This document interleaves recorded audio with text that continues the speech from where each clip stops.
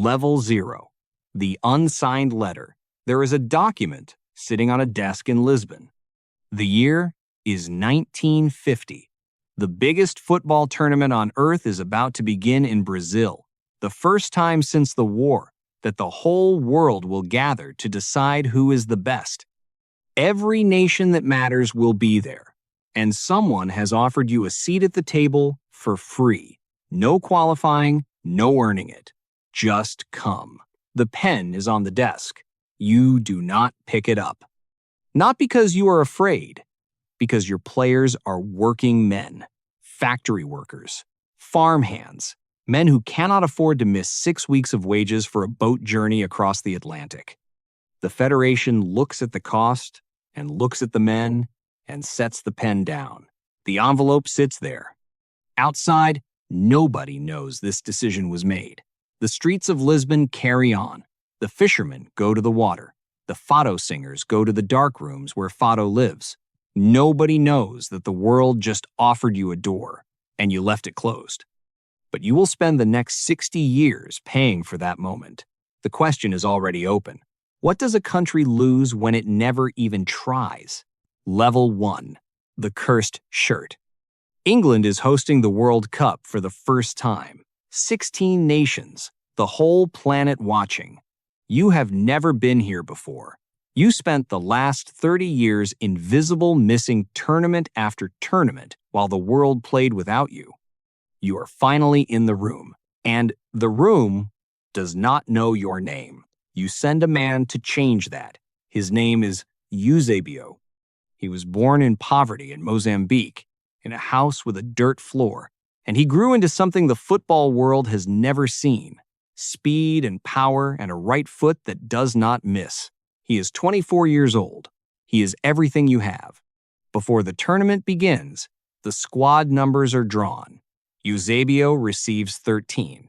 In Portugal, 13 is the number nobody wants, the number of bad luck and broken futures. His teammate Antonio Simões hands it to him and says, "Wear it. If you dominate the world in this shirt, you will kill the curse forever, for all of us." Eusébio looks at the number. He takes the shirt. 40 million people are about to find out what he does with it. Level 2. The night they move the train. You do not just play football at this World Cup. You survive it. You beat Hungary. You beat Bulgaria. You beat Brazil, the defending world champions, the team every other team is afraid of, and you beat them 3-1, and the world stops pretending it does not know your name. Then you face North Korea in the quarterfinal, and you go 3 goals down in 25 minutes. 3 goals down. What Eusébio does next will be studied for the rest of the century. He scores 4 goals. 4. Portugal win 5-3, the greatest comeback in World Cup history, and it belongs to you. Now you are in the semifinal. 1 match from the final. 1 match from the thing you have never had. And then, someone moves the venue. The semifinal against England, the hosts, is transferred from Liverpool, where you have played every match, to London, to Wembley, into the throat of the English crowd. You are put on a train overnight, arriving exhausted into a city that does not want you to win. The noise at Wembley comes through the concrete before you can hear it with your ears. You lose 2-1. Eusébio scores. It is not enough. At the final whistle, the cameras find him walking toward the tunnel. He is clutching his red and green shirt to his chest with both hands. His shoulders are shaking. The world saw you. And then it moved the stage. Level 3. The Great Silence. You disappear. 4 World Cups. 12 years. The planet gathers and plays and crowns its kings, and you are not in the room. In 1974, soldiers placed carnations in the barrels of their rifles and walked through the streets of Lisbon, and the dictatorship fell overnight. The country has been ruled by the same authoritarian hand for nearly 50 years, and in one April morning it is over. The people pour into the streets. They weep. They hold the flowers. It is the most important day in a generation, and the football stadium sits empty. The Estadio Nacional in Jamor, where the National Cup final used to be held, stands windswept and quiet, weeds pushing through the terraces. One security guard. No crowd. A country that is too busy rebuilding its soul to think about the luxury of football. You are not at the World Cup. You are not anywhere. What happens to a nation's identity when the world stops watching? 12 years of silence. 12 years of turning on the television and watching other countries live the dream. The hunger this creates does not fade. It calcifies. It becomes the thing underneath everything, the need to prove that you were always worth watching. Level 4. The Stuttgart Miracle. October 1985. You need the impossible to qualify for the 1986 World Cup in Mexico. You must beat West Germany, in their own stadium, in front of their own crowd. West Germany is one of the most powerful football nations on earth. They have never lost a World Cup qualifying match at home. Not once. Not ever. The manager looks at the mathematics and says, "Let me dream. Let me, at least, dream." 54th minute. A Portuguese midfielder named Carlos Manuel receives the ball 30 yards from goal, takes one touch, and hits it.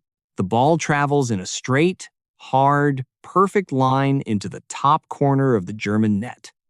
1-0. You hold on for 36 minutes against everything Germany throws at you.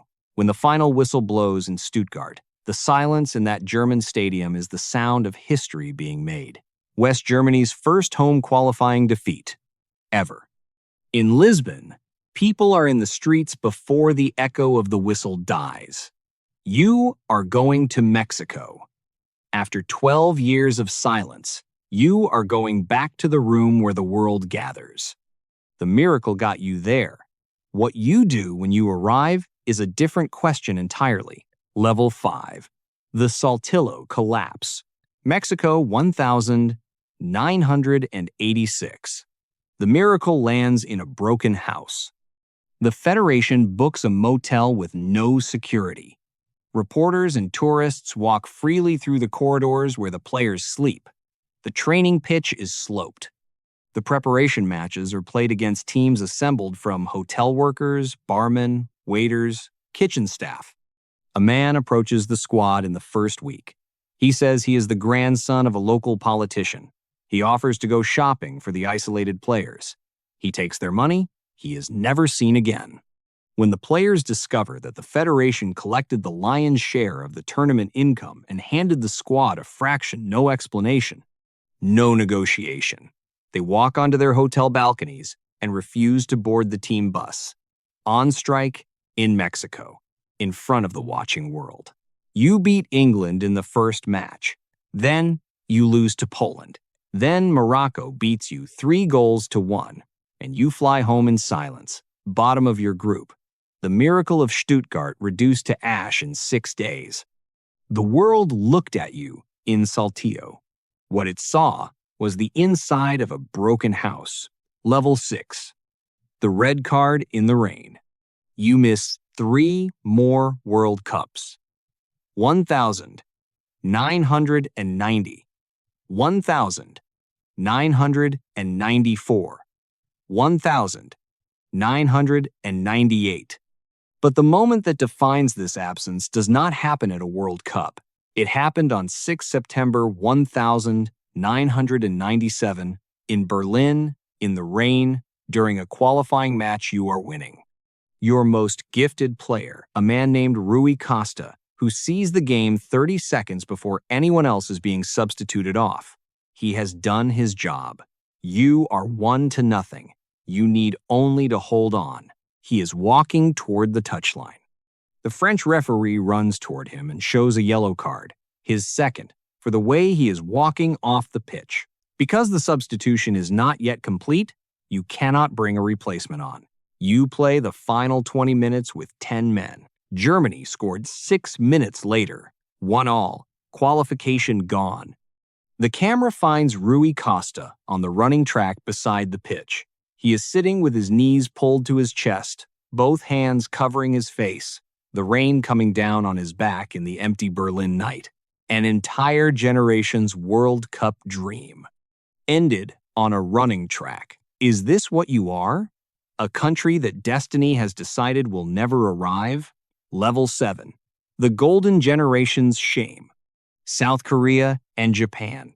You arrive with the most talented squad in 30 years. Players who conquered the youth football world, who play for the greatest clubs in Europe, who were supposed to be the generation that finally closed the distance between what you are and what you were always capable of being.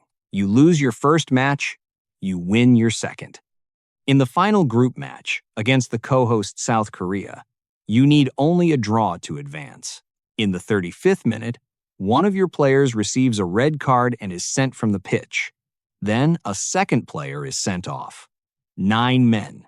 When the final whistle goes, South Korea has won 1-0, and you are out. The camera finds Luis Figo, your captain, the best player in the world, his ankle swollen inside his boot, standing completely still on the pitch, as plastic bottles and beer cans rain down around him from the hostile crowd. He does not move. He does not speak. He just stands there, in the noise, while the debris falls. The most talented generation you ever assembled, and the weight broke them before the knockout stage. Level 8. The Wink, Germany. You find the next man. He is 21 years old. He plays club football in England, alongside a striker named Wayne Rooney. They share a dressing room, they train together 5 days a week, they eat in the same canteen.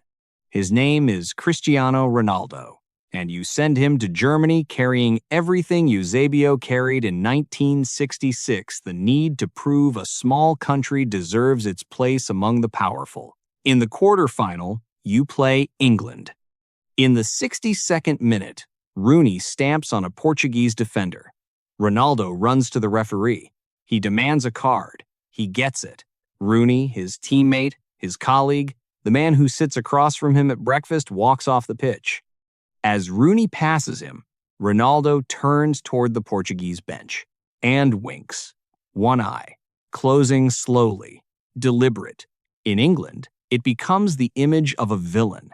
In Portugal, they have a word for it, esperteza, the sharp, practical cunning of a small nation that has learned to use its wits because it cannot always use its size.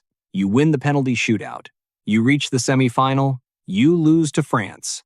But the world knows your name now. It just does not like you. And you have never been sure those are different things. Level 9. Ask Queiroz. South Africa. The weight is starting to show. You reach the round of 16. You lose to Spain, your neighbor, 1-0. When the final whistle goes and the cameras follow Ronaldo off the pitch, he turns toward the lens and spits on the ground near the camera operator's feet. A slow, deliberate gesture. Caught. Broadcast everywhere. In the press corridor afterward, a reporter asks him why the team failed. He looks at the reporter. Ask Queiroz, he says. The manager's name. Not my fault. Not ours. His. This is what the weight does to the man who carries it. Level 10. The broken knee in Manaus, Brazil. Ronaldo arrives with his left knee wrapped in a brace that the doctors at his club told him should not be on a football pitch. The diagnosis is degenerative. Playing risks permanent damage. He plays anyway. In training, he walks off the pitch early. The cameras catch his knee wrapped in ice from thigh to shin. Enormous. The joint of a man who is held together by willpower and tape. You lose your first match to Germany. 4-0. You are eliminated in the group stage. In the interview after the final match, Ronaldo sits in front of the cameras and says, "Maybe we're an average team. It would be a lie to say we are a top team. There are no miracles." The streets of Lisbon go quiet before the broadcast is finished. He said it out loud. The thing you were never supposed to say out loud. Level 11. The arm around the back. Russia. You lose to Uruguay in the round of 16, 2-1. In the 70th minute, Uruguay's striker, a man named Edinson Cavani, falls to the pitch with a thigh injury. Ronaldo walks over. He puts his arm around Cavani's back. He helps him slowly toward the touchline. The cameras hold on them, the Portuguese captain and the Uruguayan striker walking together off the pitch. The world calls it sportsmanship. Some people look at the clock, 20 minutes left. Portugal losing, every second Cavani stays down is a second the game is not being played, and call it something else. Portugal goes home. The world still argues about what that arm around the back really meant. Portugal goes home either way. Level 12. The Tunnel in Doha. Qatar. The quarterfinal. Morocco, a nation that has never been this far before, score in the 42nd minute and hold on for the rest of the match. In the 96th minute, with the seconds dying, your defender Pepe rises for a header 6 yards from goal. He misses. The whistle goes. Ronaldo walks off the pitch alone. He enters the tunnel of the Al Thumama Stadium.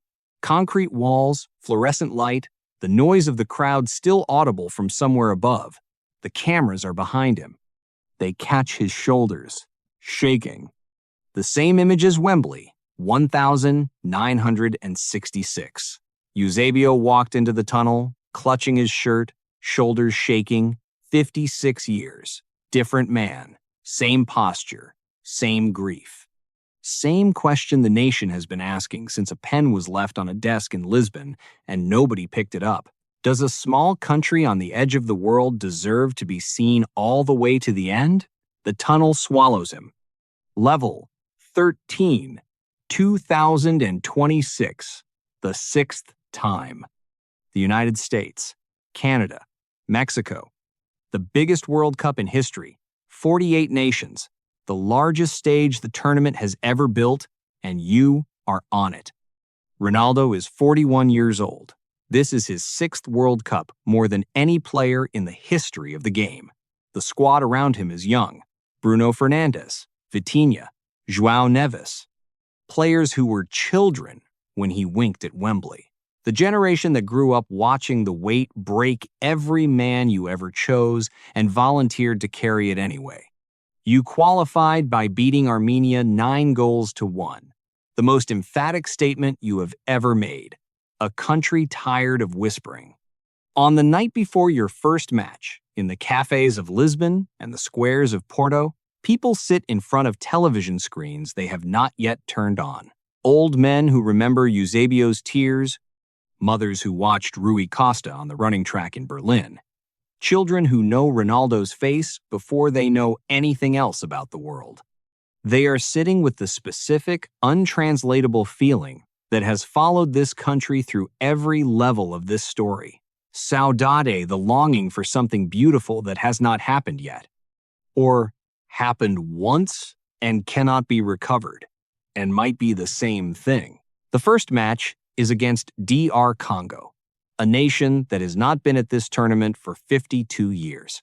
Two countries who know exactly what it means to wait. The ball is placed on the center spot. 60 years ago, a man in a cursed shirt was told that if he dominated the world, he would kill the curse forever. He scored 9 goals. He wept in a tunnel. The curse is still here. Every small nation that ever stood at the edge of a vast ocean and decided to cross it anyway knows this feeling. The feeling that you are too small for what you are attempting, that the powerful have already decided the outcome, that the distance between where you are and where you need to be is not measured in miles, and you cross anyway. You have always crossed anyway. That is the only thing about you that has never changed. And now, you are history.